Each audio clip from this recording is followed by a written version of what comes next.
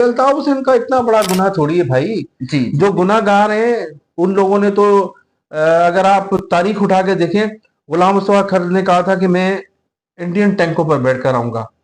उर्दू और महाजिर जो कौम है वो मतलब कि एक अल्ताफ हुसैन के सपोर्ट के लिए क्यों नहीं आगे आ रही, और जो कैनाल्स पे है वो महाजिर और उर्दू कौम क्यों मतलब कि बढ़ के एहतजाज नहीं कर रही? नहीं, जब अल्ताफ हुसैन साहब कॉल करेंगे लोग आ जाएंगे रोड पर। मतलब एक कॉल की देर है। कॉल की देर है। क्या आपको लगता है ये ईद से पहले कोई कॉल हो या ईद के बाद हो? कि माहरिन बलोच के हवाले से आप थोड़ा सा बताइएगा। कुछ ऐसे वीडियो सामने आ रहे हैं कि जो अभी बलूचिस्तान में हालात बने हुए हैं उनमें उनका कोई किरदार है, क्या आपको नजर आता है?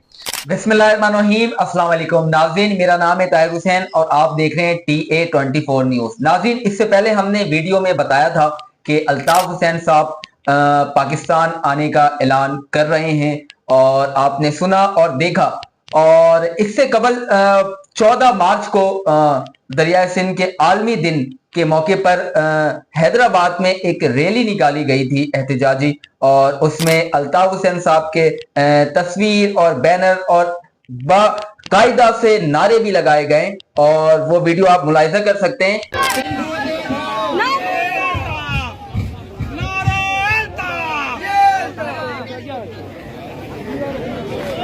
और इन सब मौजू पर मेरे साथ आज बात करने के लिए दोबारा से तहसीन अब्बासी साहब मौजूद हैं। अस्सलाम वालेकुम। वालेकुम अस्सलाम, बहुत शुक्रिया ताहिर साहब। अच्छा सर, ये बताइएगा कि अभी आपने देखा 14 मार्च को जिस तरह से अल्ताफ हुसैन साहब जैसे मतलब कि पहले खौफ की अलामत लोग समझते थे कि अगर तस्वीर या कोई ऐसी चीज देख लेते थे या खुद कुछ नारे नहीं लगाते थे, अब ये सब कुछ बिल्कुल आम और एक मुकम्मल तौर पर ऐसा लगता है कि पाबंदी हटा दी गई है।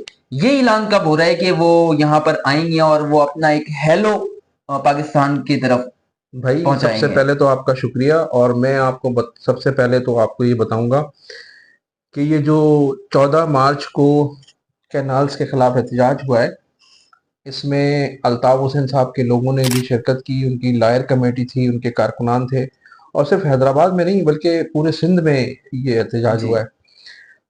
असल में सिंध में पानी का मसला आज का नहीं है, देरीना मसला है। आपको मैं कुछ 80s की दहाई में जी और जी उसके बाद फिर 90s की दहाई में लेकर चलता हूँ, जब इसी पंजाब के इसी इलाके पर जो आज 6 कैनाल बनाई जा रही हैं, और वहाँ एक ग्रेटर थल कैनाल बनाने का मंसूबा था उस वक्त पंजाब हुकूमत का। और उस वक्त नवाज शरीफ जो थे वो हुक्मरान थे, और उस वक्त भी एक ग्रेटर थल कैनाल बनाई जा रही थी, जिसके खिलाफ मोहतरमा बेनज़ीर भुट्टो सरापा एहतजाज थी। और उस वक्त लोगों को इतना शऊर नहीं था ग्रेटर थल कैनाल का कितना नुकसान होता अगर वो बन जाती सिंध में, सिंध के लोगों को। तो वो उसके खिलाफ बड़ा सख्त एहतजाज किया। मोहतरमा बेनज़ीर भुट्टो ने लाखों लोगों को वो रोडों पर लेकर आई, एहतजाज किया, और फिर बिलाखिर उस वक्त की हुकूमत को वो मंसूबा पोस्टपोन करना पड़ा था। बेनज़ीर भुट्टो साहिबा उस वक्त एक मरतबा वज़ीर आज़म रह चुकी थी, दूसरी मरतबा वो अपोजिशन लीडर थी, तो मैं उस वक्त का आपको जिक्र कर रहा हूँ। अब इस वक्त भी जब पाकिस्तान पीपल्स पार्टी की हुकूमत है सिंध में और बलूचिस्तान में, सूबों में तीन सूबों के उनके गवर्नर अपने हैं। सदर मुमलिकत आसिफ अली जरदारी साहब हैं, चेयरमैन सेनेट यूसुफ रजा गिलानी हैं, और ये दोनों एक वक्त ऐसा था कि सदर मुमलिकत आसिफ अली जरदारी साहब थे और यूसुफ रजा गिलानी वजीर आजम थे। तो आज वो तमाम अहम ओहदों के बावजूद भी सिंध दरिया सिंध पर जो 6 कैनाल बनाई जा रही हैं, आज पीपल्स पार्टी पावर में होने के बावजूद भी उन कैनाल्स को रोकने में नाकाम रही है, नाकाम। बल्कि उसकी हिमायत की है। बल्कि आसिफ अली जरदारी साहब ने वो जो इजलास था जिसमें इसकी मंजूरी दी गई थी उस पर दस्तखत किए। वजीर आला सिंध सैयद मुराद अली शाह साहब के दस्तखत उस पर मौजूद है, उस समरी पर जो ये परमिशन दी गई है। एक वो दौर था जब मोहतरमा बेनज़ीर भुट्टो अपोजिशन में थी, और अपोजिशन होते हुए उन्होंने ग्रेटर थल कैनाल के खिलाफ एहतजाज किया था और उसको वो रुकवाने में कामयाब रही थी। तो पीपल्स पार्टी को माजी देखें आप और अब हाल में देखें तो आपको बड़ा नजरियाती तौर पर बड़ा फर्क नजर आएगा। तो उस वक्त भी अल्ताफ हुसैन साहब ने जो भी सिंध के खिलाफ कानून साजी होती थी उसकी मुखालफत करते थे। उस वक्त भी ग्रेटर थल कैनाल के खिलाफ अल्ताफ हुसैन साहब ने आवाज उठाई थी पाकिस्तान पीपल्स पार्टी के साथ मिलकर, اور اس مرتبہ بھی یہ جو 6 کینال بنائی جا رہی ہیں اس میں بھی جو احتجاج تھا اس میں الطاف حسین صاحب نے اپنے کارکنان کے ذریعے اپنی لائر کمیٹی کے ذریعے سخت احتجاج کیا، اور اس سے قبل بھی انہوں نے اپنی جو ٹک ٹاک کے ذریعے جو وہ فکری نشستیں کرتے ہیں اپنے کارکنان سے، اس میں بھی انہوں نے کہا تھا کہ میں اس سلسلے میں سندھ کے ساتھ کھڑا ہوں، اور سندھ کے مفاد کے خلاف کوئی بھی سودے بازی ہوگی تو ہم سندھ کے عوام کے ساتھ کھڑے ہیں۔ انہوں نے کبھی بھی ایز اے جرنلسٹ، میں 35-40 سال اس فیلڈ میں مجھے ہو گئے، کبھی بھی سندھ کے مفاد کے خلاف کبھی بھی الطاف حسین صاحب نے کبھی بھی سودے بازی نہیں کی، اور نہ ہی کبھی سندھ کے ایشو پر وہ خاموش رہے۔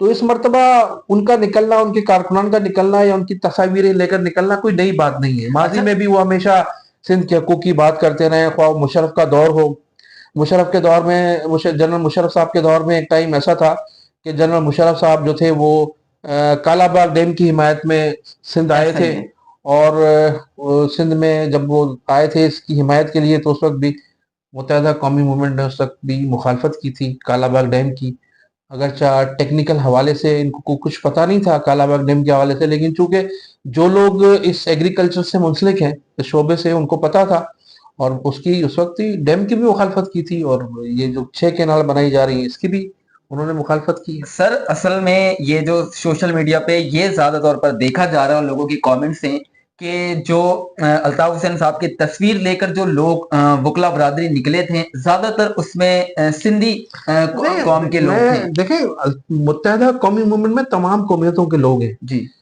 اب مہاجر ہی نہیں ہیں، سب قومیتوں کے لوگ ہیں۔ اور پھر آپ نے ایک اور سوال کیا کہ ان کی تصویریں لے کر نکل رہے ہیں اور پابندی کے حوالے سے آپ نے بات کی، الطاف حسین کا اتنا بڑا گناہ تھوڑی ہے بھائی، جو گناہ گار ہیں ان لوگوں نے تو، اگر آپ تاریخ اٹھا کے دیکھیں، غلام مصطفیٰ کھر نے کہا تھا کہ میں انڈین ٹینکوں پر بیٹھ کر آؤں گا، وہ وفاقی وزیر بنے، ایم این اے بنے۔ جام صادق علی صاحب کہا کرتے تھے کہ میں بھارتی ٹینکوں پر بیٹھ کر آؤں گا، وہ وزیر اعلیٰ بنے اس صوبے کے اور وزیر اعظم کے مشیر بنے۔ اس کے علاوہ آپ ہسٹری اٹھا کے دیکھیں، محمود خان اچکزئی نے پاکستان کے خلاف قومی اسمبلی میں تقاریریں کی ہیں۔ آپ نون لیگ کے لوگوں کو آپ دیکھیں، سردار صادق ایاز صادق صاحب نے کیا فرمایا تھا ہماری فوج کے لیے۔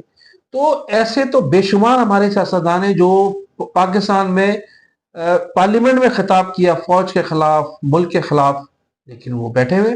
الطاف حسین صاحب نے تو صرف ایک لفظ کہا تھا جس کو میرے خیال سے نظر انداز کر دینا چاہیے تھا اسی وقت، اس لیے کہ جو اس کے کارکنان کے خلاف جو جس قسم کی زیادتیاں کی جا رہی تھی، اور ان کے لاکھوں کارکنان جو تھے وہ پریس کلب پر احتجاج کے لیے بیٹھے ہوئے تھے، اس کے باوجود بھی ان کی سنوائی نہیں ہو رہی تھی، تو انہوں نے غصے میں ان سے یہ کہلوایا گیا تھا اس وقت، اور کن لوگوں نے کہلوایا تھا یہ بھی سب کو پتا ہے، سب لوگ جانتے ہیں کہ کس طرح سے الطاف حسین صاحب سے وہ لفظ کہلوائے گئے تھے اور کون لوگ تھے کہلوانے والے۔ وہ ہمارے اداروں کو بھی پتا ہے، ہماری حکومت کو بھی پتا ہے، اور ہمارے اداروں کے ریاستی اداروں کو بھی پتا ہے، سب کو پتا ہے کہ کیا پلاننگ تھی، پری پلاننگ یہ سارا کام ہوا تھا۔ تو یہ اب اگر وہ لوگ پوسٹر لے کر نکل رہے ہیں، بینر لے کر نکل رہے ہیں، ان پہ لوگوں کو اعتراض نہیں کرنا چاہیے، اس لیے کہ ان کا ووٹ بینک ہے، کروڑوں لوگ ان کے آج بھی، کل بھی پیچھے تھے، آج بھی ان کے ساتھ ہیں، آج بھی ان کا ووٹ بینک ہے، نکلیں گے، نکلتے رہیں گے، جس کو روکنا ہے روک لے۔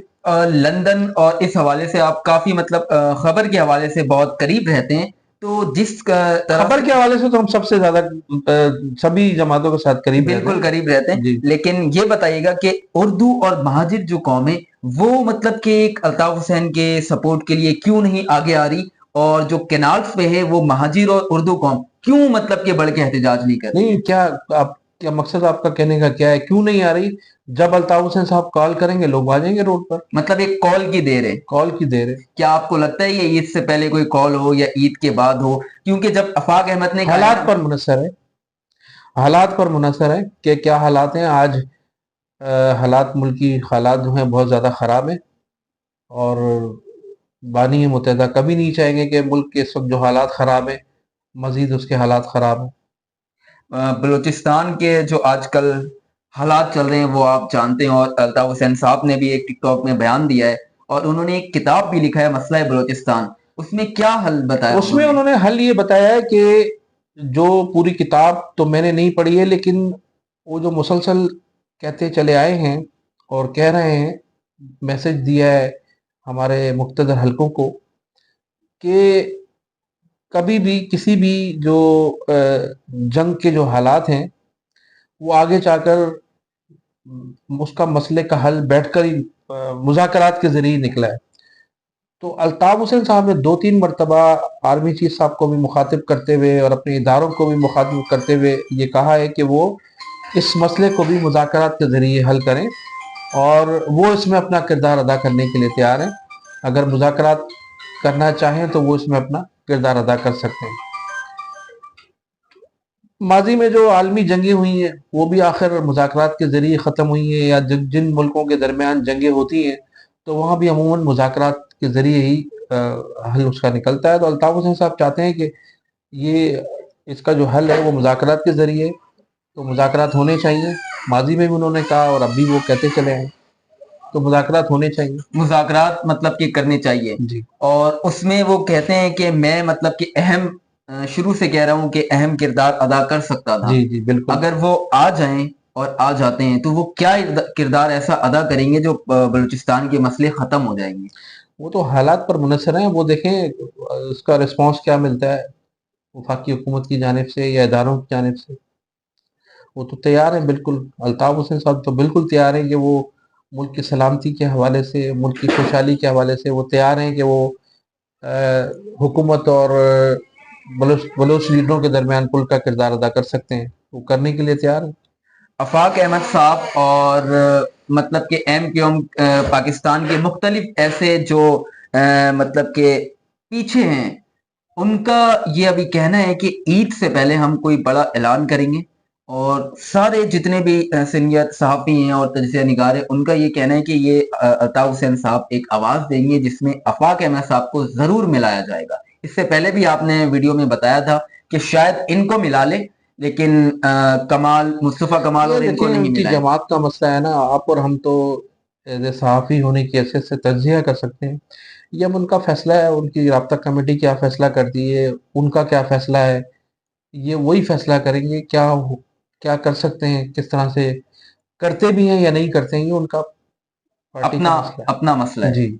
तो नहीं, अब ये तो आप समझते होंगे ना कि अगर वो मिसाल के तौर पे कल पाकिस्तान आ जाते हैं और आने के बाद वो किस तरीके से लोगों को मैनेज करेंगे, वही एम क्यों जो, क्योंकि लोगों के ज्यादातर कमेंट्स ये हैं कि अगर वो आ जाते हैं वो हमें लगता है कि ये दोबारा से माफ कर देंगे और वही बोरीबंद लाशें ये और उनका ये मसला दौर। है ना, ये तो वही करेंगे ना, वो क्या करते हैं ये तो वही फैसला करेंगे। उनकी जमात है, वो खुद समझते हैं, उनको राब्ता उनकी राब्ता कमेटी है, उनके कारकुनान है, सीनियर लोग मौजूद हैं, वो अपने कारकुनान से मशवरत करेंगे या जो भी होगा उनका वो खुद ही करेंगे। इसमें हम और आप क्या कह सकते हैं, क्या तजावीज़ दे सकते हैं हम लोग, ये उनका अपना पार्टी का मसला जाती उनका है। जी मतलब जी पार्टी का एक मसला है, वो जब भी आए जी। और जो चाहे वो खुद से कर सकते हैं।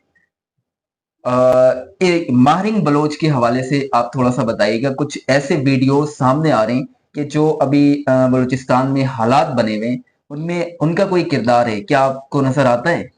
इसमें ये जो वाकया हुआ है, ट्रेन का जो सानिया हुआ है, उसमें माहिरीन बलोच तो कहीं भी नज़र नहीं आई, ना उनकी तरफ से कोई स्टेटमेंट ऐसा सामने आया है और ना ही कोई बीएलए का नाम जो है सामने आया है, और बीएलए के जो मरकजी किरदार हैं वो तो मुल्क से बाहर हैं।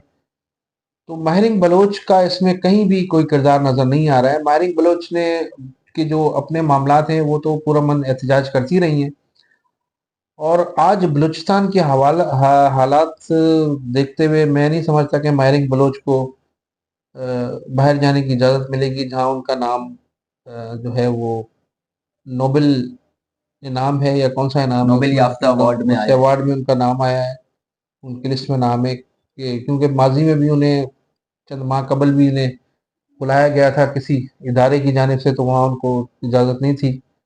अब देखना ये है कि मौजूदा हालात में उन्हें बाहर जाने की इजाज़त मिलती है या नहीं, लेकिन इस सिनेरियो में माहिरीन बलोच कहीं नज़र नहीं आई है।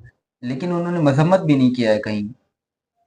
मैं कह रहा हूँ ना, कहीं नज़र नहीं आई, ना तो उन्होंने हिमायत की है, ना उन्होंने मजम्मत की है, और ना ही इस हवाले से कोई उनका स्टेटमेंट सामने आया है। अच्छा सर, ये आखिरी में ये बताइएगा कि पंजाब के किसी साबिक वजीर ने कहा है, कोई वीडियो सामने आई है कि हमें बलूचिस्तान को आज़ादी दे देनी चाहिए और गवादर उनसे हासिल कर लेना चाहिए, मतलब पहले इनको आज़ादी नहीं मिली हुई थी।